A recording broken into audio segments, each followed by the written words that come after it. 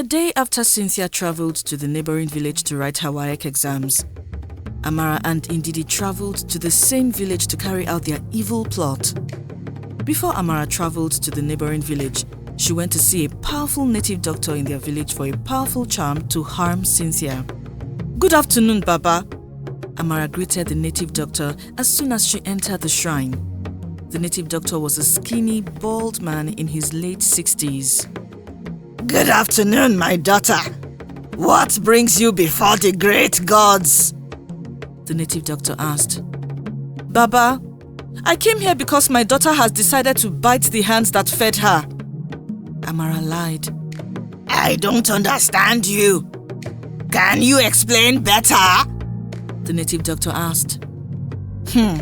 Baba, it's a long story, but I will tell you everything. Some years before I got married, I got pregnant out of wedlock. Since my daughter's father wanted nothing to do with us, I suffered to raise my daughter alone. There was nothing I didn't do to give that girl a good life. I bought her whatever she wanted, sent her to the school I could afford, and showered her with all the love I could give," Amara lied. "But after everything I had done for her, she turned around and snatched my husband from me," Amara added. "Ah!" the native doctor exclaimed. "That's really bad," he added. "Baba, it's not just bad, it's worse than you think. Can you believe that the child I suffered for to give a good life no longer respects me? In fact, I have become a laughingstock in my neighborhood because of her. She has turned my husband against me and her sister, and my husband has even become her houseboy. I heard that he washes her clothes, cooks for her, and sweeps for her in the home I suffered to build," Amara lied. "That's really terrible. How did you allow your daughter to take over your home like that? Were you not in the same house with her?" the native doctor asked. "Baba, I was, Amara said as she faked crying. "I was in the same house with her, but I was blinded by love. I would never have believed that my daughter would do something like that to me until it happened," Amara said in a teary voice. "So, what do you want me to do for you now? What do you want the gods to do for you?" the native doctor asked. "Baba, that girl has disgraced me in so many ways. Can you imagine she confronted me the other day and warned me to stay away from my husband?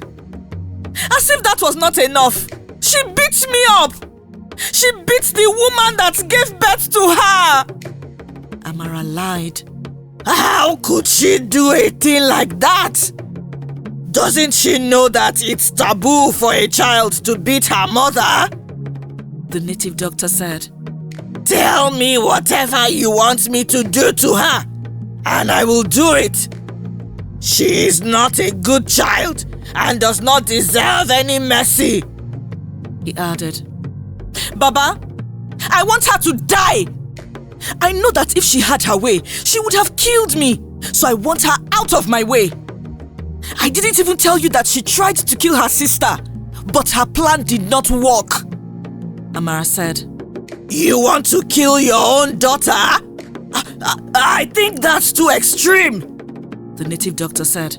"No, Baba, it's not too extreme. I am sure she would have done the same thing if she had the opportunity.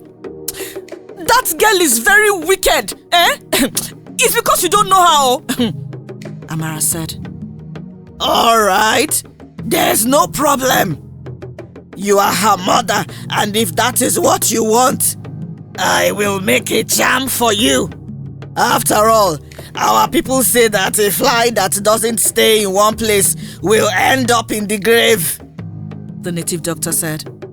"Hold on, I will be right back," the native doctor said before leaving to his inner room.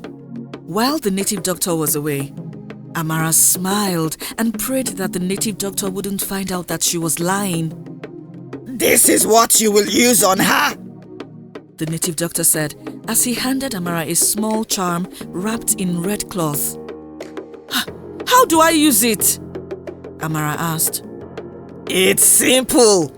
When you see her, you just need to touch the charm and then touch her with the same hand.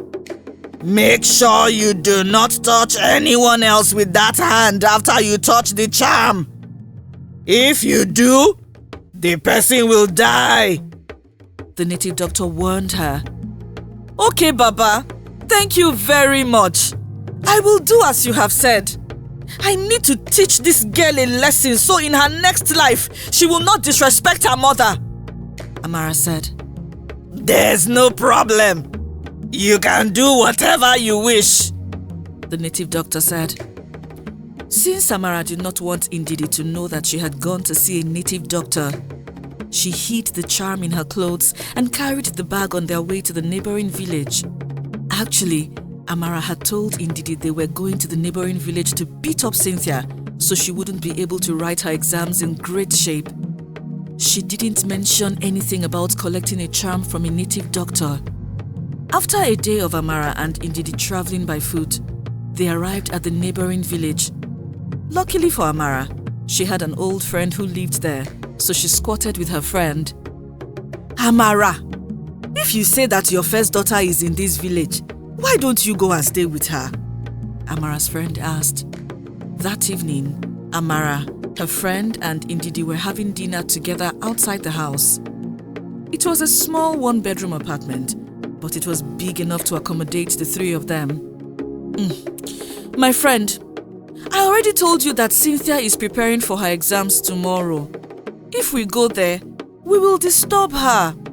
Besides, she doesn't even know we are around. I want to surprise her, that's why I'm staying here with you, Amara explained. Okay, if that's the case, then there is no problem. It's true if you go to your daughter now, she might be carried away with your presence, Amara's friend said. The following morning, Amara woke up early so she could sneak out of her friend's house to the apartment Cynthia stayed at. Amara had gotten information on where Cynthia lived, the name of the school where she was writing her examination, and the route she followed every morning. That morning, Amara did not plan to kill Cynthia yet. She wanted to be sure the information she received was accurate, so she went to confirm everything by herself. Upon getting to Cynthia's apartment, Amara stood at a distance to survey the compound. She waited for Cynthia to go out for her exams as usual, and then she tailed her to the school. While Amara followed Cynthia from behind, Cynthia had no idea that her mother had come to the same village. Because she had not read enough the previous day, Cynthia was engrossed in reading her book as she walked to school that morning. Hey, so this is the stupid school Obi sent you to. He abandoned me and his biological child just to send you to this expensive school. There's no problem. Let me see how you will complete this stupid exam, Amara soliloquized. The secondary school Obi sent Cynthia to was one of the best in that village. In fact, the school was known for its academic excellence, well-trained teachers, and it had a track record of passing exams like the one Cynthia was writing. After Amara confirmed the information she had gotten, she returned to her friend's house. Mommy, where did you go to? I woke up and didn't see you, Ndidi asked as soon as Amara returned home. I went to check on Cynthia, Amara lied. Amara could not say what she went to do because her friend was in the room and she didn't want to expose their plan. You went to see her without me? Ndidi pretended to be sad. No, not at all. I didn't actually see her. I just walked around her neighborhood to see where she lives. Don't worry, we will see her soon, Amara said. I really want to see her. I miss my sister, Ndidi pretended. I know you do, Amara forced a smile. Don't worry. Now that I know where she lives, we will go and see her tomorrow. We will surprise her tomorrow morning like we had planned, Amara said. When you see her, please send my regards to her. Also, you can tell her to come and visit me after her exams. The last time I saw her was when she was a baby. Hey. Amara's friend said innocently. Of course, my friend. She will come and see you, Amara said. For the remainder of that day, Amara and Ndidi spent time planning how they would carry out their plan. While Ndidi was making plans on how she would beat Cynthia to a pulp, she had no idea that her mother had a far worse plan. The following morning, like Amara and Ndidi had planned, around 7 a.m., they left the house and walked to Cynthia's house. Before Amara left the house, she touched the charm, just like the native doctor had instructed. But on her way to carry out her evil plot, something unexpected happened. While Amara and Ndidi were walking through the muddy village path, Ndidi missed a step and she slipped and fell. Immediately Ndidi fell, Amara rushed to her and helped her up. Ha! I don't know why you are so clumsy. I told you to look at the ground, but you were looking at the trees. Amara growled. I'm sorry, Mommy. Ndidi apologized. A few minutes after Amara and Ndidi walked past the spot Ndidi slipped, Ndidi began to complain about her stomach. Mommy, my stomach really hurts, Ndidi said as she held her stomach tightly. What did you eat? Didn't you poo this morning? If you feel like pooing, you can go into the bush quickly and relieve yourself, Amara said. No, Mommy, I don't want to poo. My stomach is killing me. I have never experienced this kind of pain before. Ndidi said as she groaned in pain. By this time, it was very obvious that Ndidi was in excruciating pain. She could barely walk straight and she was still holding her stomach tightly. Should we go home? We can come back another day if you are not feeling okay. Also, are you sure you didn't hit your stomach when you fell? Amara said. No, Mommy. The pain only started after you helped me from the ground, Ndidi said, and then she began to throw up blood. Ha! I am finished! Amara jumped and clapped her hands dramatically. At that moment, Amara realized what she had done. When Amara helped Ndidi get up from the muddy ground, she forgot that she wasn't supposed to touch anyone apart from Cynthia after touching the charm.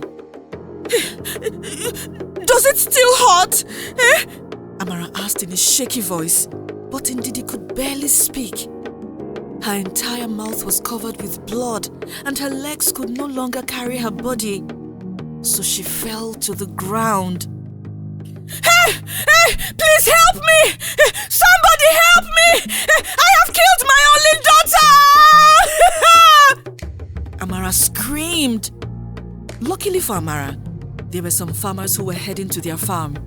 When they saw Amara screaming for help, they rushed to the scene to help her.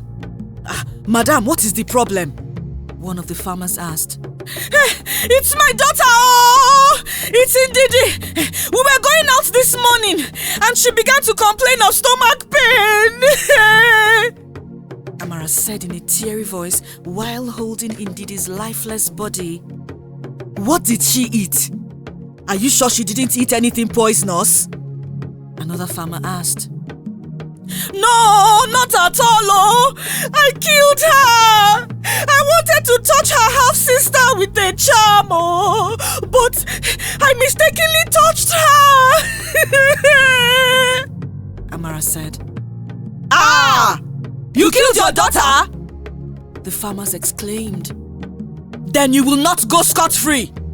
One of the farmers added. While one of the farmers was trying to capture Amara for killing her daughter, something unexpected happened. Suddenly, Amara got up and slowly began to take off her clothes while laughing. Ah! Papa! It's like she has gone mad! The farmer's son said. Oh yeah, restrain her before she runs away from here. We don't know if she's really mad or pretending. We must punish her for killing her daughter, whether she is sane or not, one of the farmers said. What of her daughter's body? One of the farmers asked. No, we cannot touch it. We will notify the king and he will know what to do about it, one of the farmers said. Without wasting time, the farmers took Amara to the king of their village. But when the king found out that Amara was an indigene of Ajupa village, he transferred the issue to her village. Surprisingly, just as one of the farmers had predicted, Amara had not gone mad. She was only pretending to be mad so the farmers would leave her alone. But her plan failed woefully. At Ajupa village, the news of Ndidi's death spread like wildfire and Amara was punished severely. When Obi heard how Amara had planned to kill Cynthia but mistakenly killed Ndidi, he was very disappointed at the length his wife could go, and he cut ties with her after that. As for Cynthia, she passed her exams with flying colors and was admitted to one of the best universities in her state. As the years passed, Cynthia became a hard-working, successful woman. She married a good man and took good care of her father, Obi, until he passed away. After Ndidi's death, Cynthia also cut ties with her mother, and Amara ended up spending the rest of her life as an outcast from her village. The end. Did you enjoy this story? Tell us your favorite parts in the comment section below. Please like, share and subscribe to our channel. Also, do not forget to follow our channel on Facebook and Instagram. Thank you.